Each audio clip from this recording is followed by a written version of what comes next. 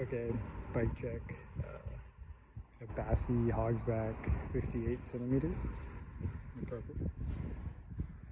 Got Simworks Fun 3 bars in the cockpit. Velo orange tall stack step. Got a SRAM NX Eagle trigger shifter and some GA3 grips. Got a nice wolf tooth headset there with a brass spacer from Blue Lug. And a spur cycle belt.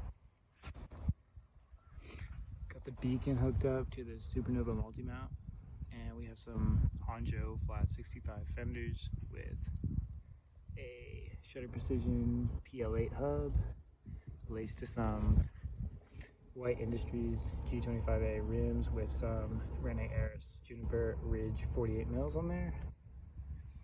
Got the Hoshi brass nipples there. And then we got the Eagle 1150 cassette with the NX derailleur. Got a Black Spire made in Canada chainring and some custom de-anodized Eagle cranks.